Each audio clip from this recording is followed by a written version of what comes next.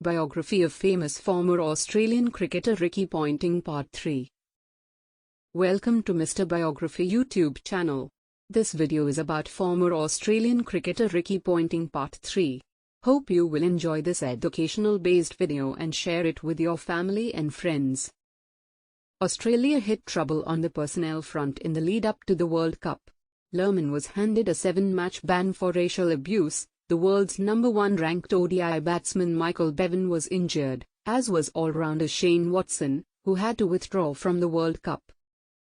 At the time, another all-rounder, Andrew Symonds, had been performing poorly and had been heavily maligned by cricket analysts, but Ponting strongly advocated his inclusion. The selectors granted Ricky Ponting his wish, although the decision was considered highly controversial, especially with Steve Waugh campaigning for his recall as an all-rounder. A few days before the tournament started, Australia were in further turmoil, when leading bowler Shane Warne was sent home after failing a drugs test, and a replacement could not be flown in until after the first match.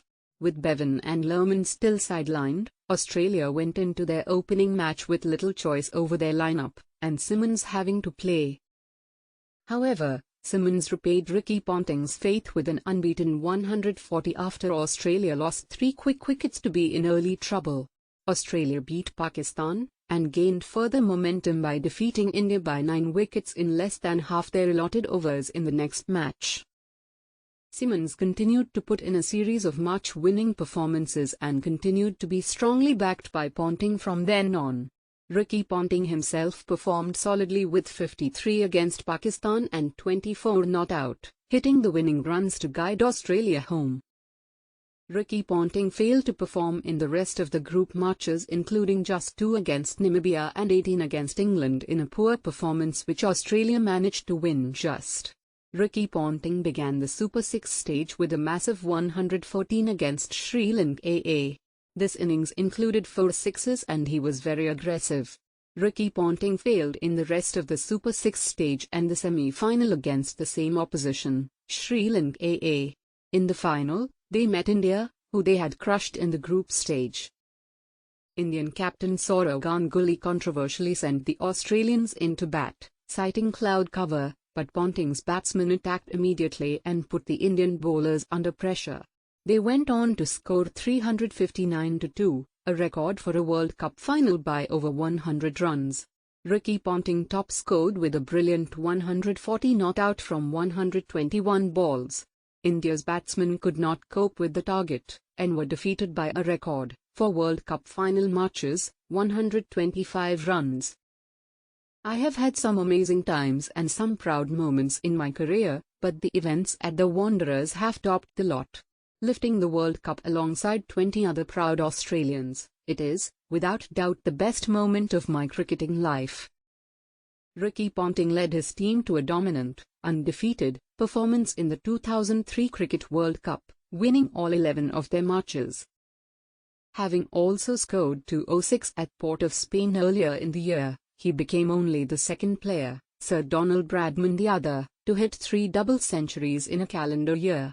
Ricky Ponting's 242 against India at Adelaide is also the highest ever test score by a batsman whose team was subsequently defeated in the match.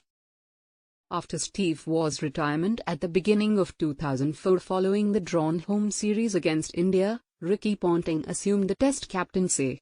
Since 1997 the Australian team has not always had the same captain for tests and for ODIs, with Mark Taylor and Steve Waugh being dropped from the ODI team whilst still the test captain.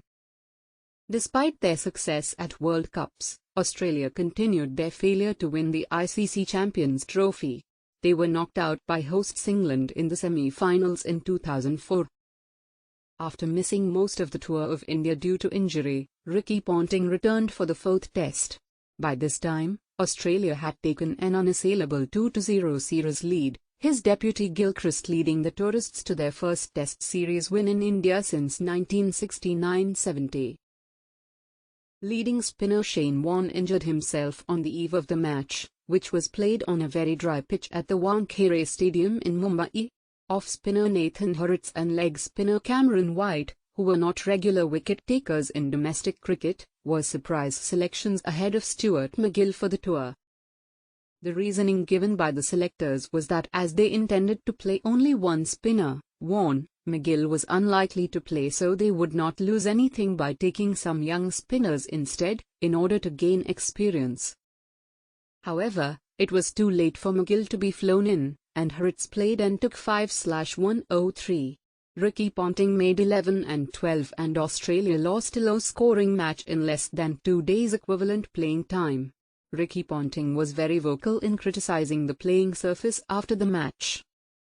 Ricky Ponting oversaw a successful campaign in the 2004-05 Australian season. They won all 5 tests, defeating New Zealand 2-0 and Pakistan 3-0.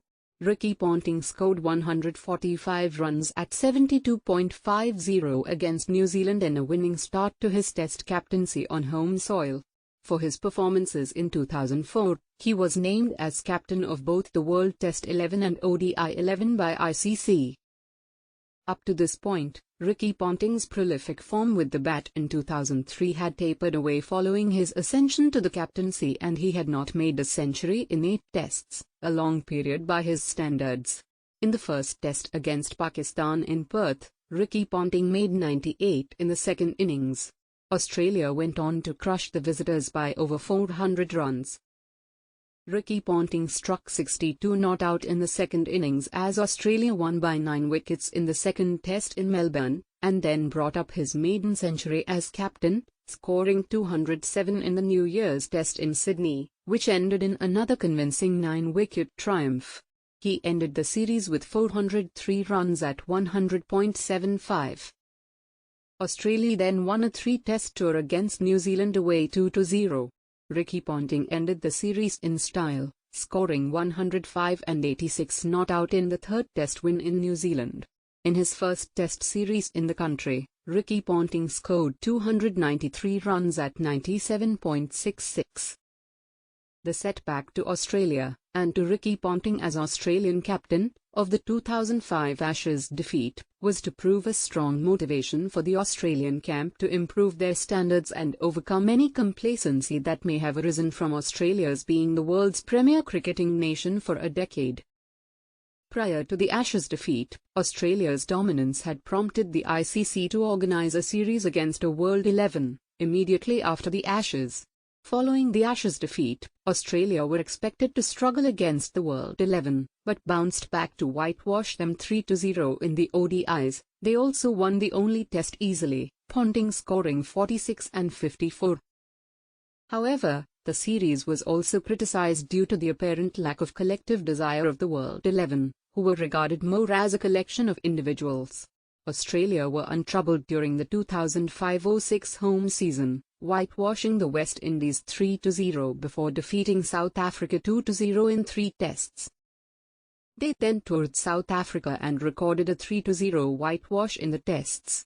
In the series against the West Indies, Ponting scored a century in each innings of the first test in Brisbane, 149 and 104 not out. In his first test as captain in front of the Tasmanian public, Ponting managed 17 and 0 not out, and he ended the series with 329 runs at 82.25. Ricky Ponting was in a rich vein of form against the South Africans. After scoring 71 and 53 in the drawn first test in Perth, Ponting scored 117 on Boxing Day in the second test at the Magee. Australia won the match and Ponting scored 120 and 143 not out to end the series and start the new year with a dramatic win in the third test at the SCG. South Africa captain Graham Smith declared on the final morning of a rain-curtailed match and tried to open up the game in a bid to equal this era's. Ricky Ponting left Australia a target of 287 runs in 76 overs, and Ponting made 143 not out in only 159 balls to secure an 8-wicket win. It was the first time anyone had scored 2 centuries in their 100th test, and Ricky Ponting was named man of the match and man of this era's. Ricky Ponting scored 515 runs at 103.00. Ricky Ponting captained 2 consecutive World Cup victories in 2003 and 2007, out of Australia's hat-trick of World Cups, 1999, 2003, 2007.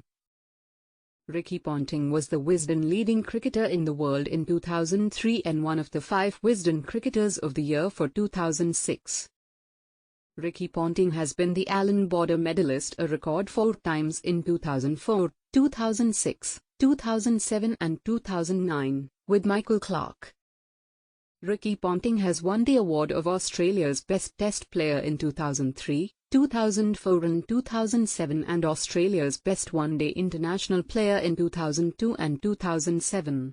He was named an Australia Post Legend of Cricket in 2021. Ricky Ponting also coached the Mumbai Indians of the Indian Premier League from 2014 to 2016, helping them win a championship in the 2015 edition of the IPL. On the 1st of January 2017, Ricky Ponting was named an interim coach for Australia's T20I series against Sri Lanka. Ricky Ponting joined the Australian cricket coaching team as an assistant for the 2017-18 Trans-Tasman Tri-Series. Ricky Ponting was appointed as the new coach of Delhi Daredevils of the Indian Premier League on the 3rd of January 2018. In the 2018 edition of the IPL, Delhi Daredevils finished last place.